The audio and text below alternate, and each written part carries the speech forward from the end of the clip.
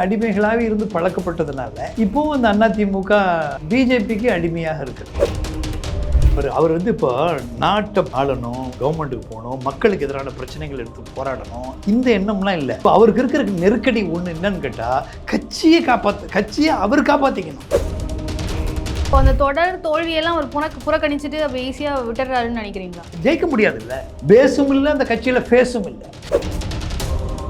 2026 தேர்தலில் அதிமுக நாம் தமிழர் கட்சி கூட எல்லாம் கூட்டணி வைக்க போறதா ஒரு கருத்து இருக்கு. அதை எப்படி பாக்குறீங்க? கருத்து இருக்கு, நடக்காது. சீமான் சேருவதனால் அதிமுகக்கு எந்த பயனும் இல்லை. அப்படி நினைச்சுக்கிட்டா அதிமுக பார்த்தா பிரதாபம். அப்போ 2026 அதிமுகவின் நிலை என்னன்னு நினைக்கிறீங்க? அதிமுக திருப்பி மீண்டும் வரப்போவதில்லை. வலுவான எதிர்கட்சியா கூட அதுவும் வருவார்களா?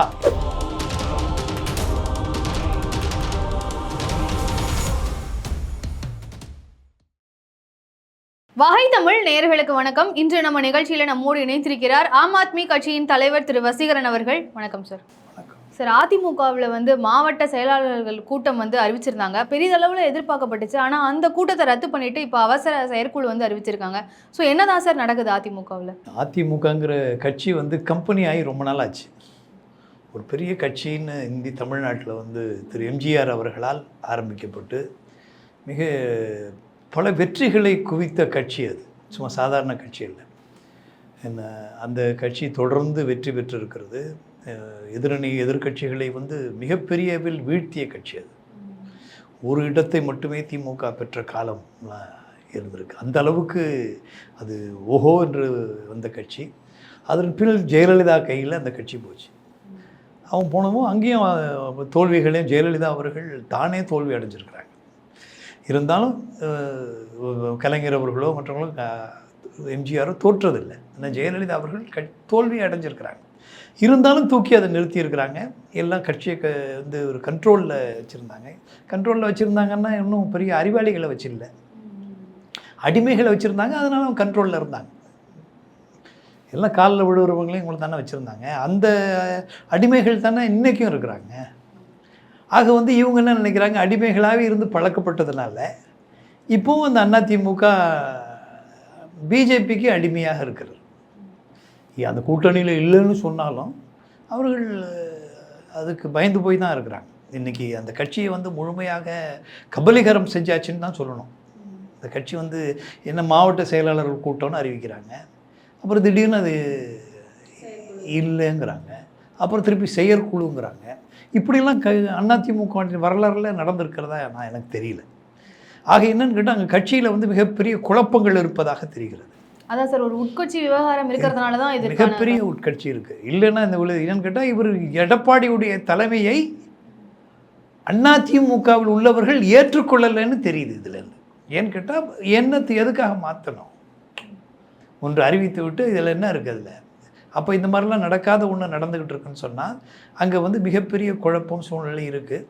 அது என்னன்னா இவருக்கு மிகப்பெரிய ஒரு கொள்ளை கூட்டம் தானே அது. இன்றைக்கி ஏன் பயந்து போய் ஏன் மோடிக்கு இவ்வளோ பயப்படுறாங்க அப்படின்னா, இன்றைக்கி ஒவ்வொரு அமைச்சர்கள் அந்த இடியும் சிபிஐயும் நினைத்தால் ஒரு நாளைக்கு 10 கேஸ் போடலாம். முன்னாள் அமைச்சர் ஏடிஎம்கே அமைச்சர்கள் மேலே போடலாம்.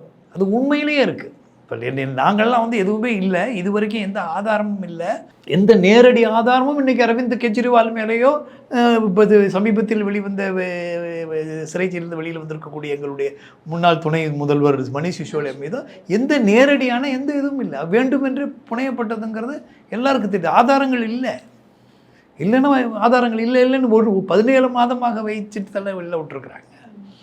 அப்படின்ட்டு வெளியில் பெயிலில் கிடைக்காது, வரவே முடியாது. அவர்கள் ஏன் பெயில் கிடைக்கல என்ன கேள்வி கேட்டாங்களே எல்லாருமே. இன்னும் பெயில் கொடுக்காமல் இருக்கிறார்களே, அப்போ அது உண்மையாகத்தான் இருக்கணும். அப்போ இன்றைக்கி பெயில் கொடுத்துட்டாங்களே, இல்லைன்னு தானே அர்த்தம். ஆக நாளைக்கு அவரும் வரப்போகிறார். ஆனால் இவர்கள் உண்மையாகவே இன்றைக்கி ஏன் பயந்து போய் இன்றைக்கி பிஜேபி பற்றி பேச வேண்டியது தானே? போராட்டங்கள் நடத்தலாம். தமிழ்நாட்டுக்கு ஃபண்டு வரல, நீங்களும் கவர்மெண்ட் நடத்தின நீங்கள் தானே. ஆனால் இப்போ வக்பு வாரியத்துக்கெல்லாம் உடனடியாகவே எடப்பாடி அவர்கள் எதிர்ப்பு தெரிவிச்சிருக்காரு இல்லையா சார்? தேர்தலை நோக்கி தானே அரசியலை பண்ணுறாங்க, மக்களை நோக்கி அரசியல் பண்ணதில்ல. மக்களை நோக்கி அரசியல் பண்ணால் மக்கள் தானாக வாக்களிப்பார்கள் நம்பிக்கை அவர்களுக்கு இல்லைல்ல. தேர்தலை நோக்கி இருக்கிறதுனால நாளைக்கு இஸ்லாமியர்கள், ஏன்னா இது கண்டிப்பாக இது நிறைவேறாதுன்னு அவங்களுக்கு தெரியும். அக்பர் என்கிட்ட பழைய மோடி கிடையாது, பழைய பிரதமர் மோடின்னு நினைக்காதீங்க. இப்போ வந்து அவர்களால் இந்நேரம் வந்து ஆவேசமாக கத்துறாரு அமித்ஷா பாராளுமன்றத்தில். நினச்சதெல்லாம் நிறைவேற்றுனீங்கல்ல. யாரும் கத்துனாலும் கத்தாட்டியும் எதுவாக இருந்தாலும் கையை தூக்கிட்டு உடனே நிறைவேற்றிடுறது. ஏன் முடியல? ஆக இன்னைக்குள்ள நிலைமை அவங்க முடியல.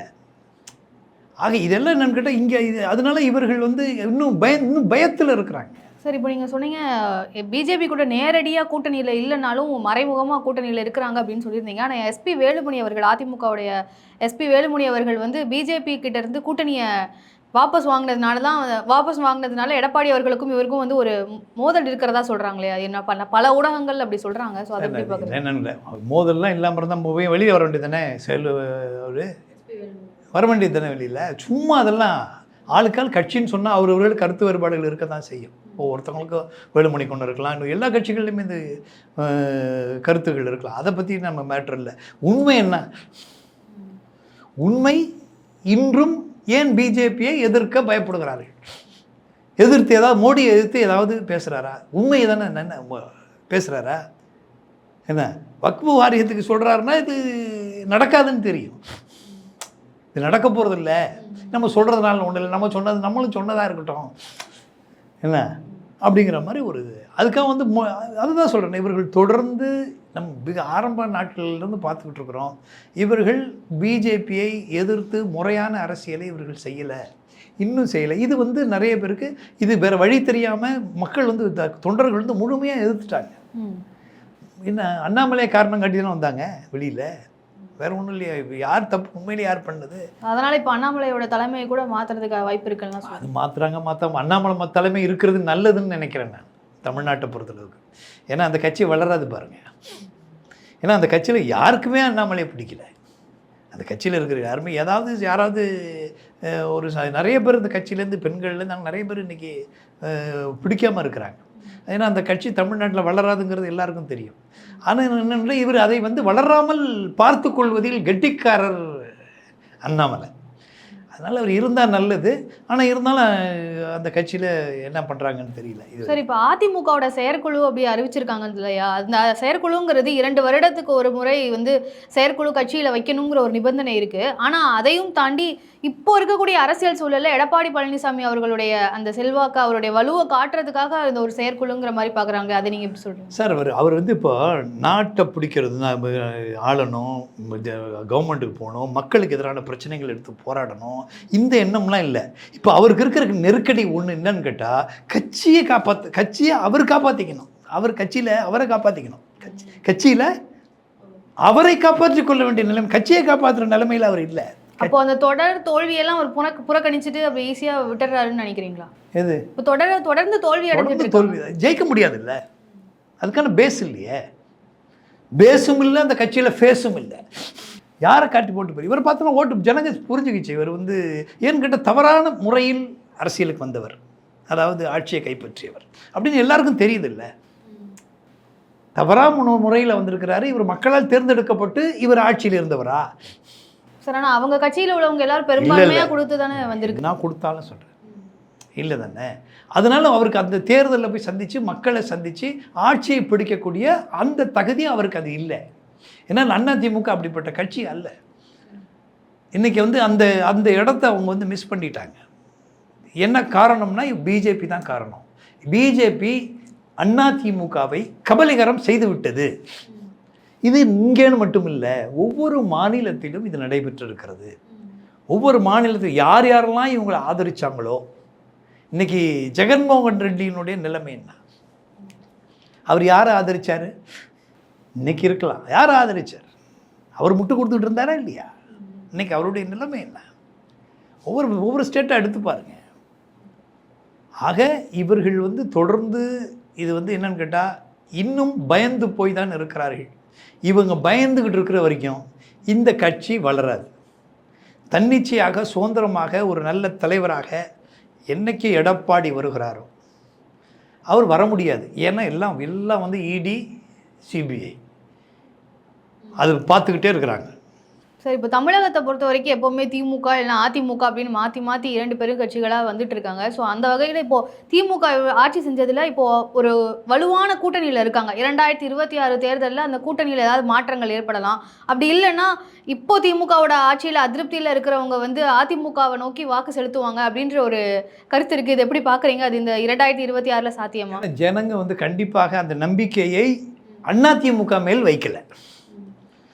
இவங்க வந்தால் இவங்களுக்கு மாற்று அதிமுக தான் அப்படிங்கிறது மக்களுக்கு இல்லை.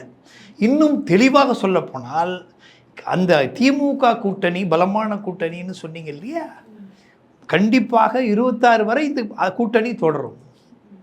ஏன்னா இதை விட இவங்க பலமாக இருந்தால் பரவாயில்ல.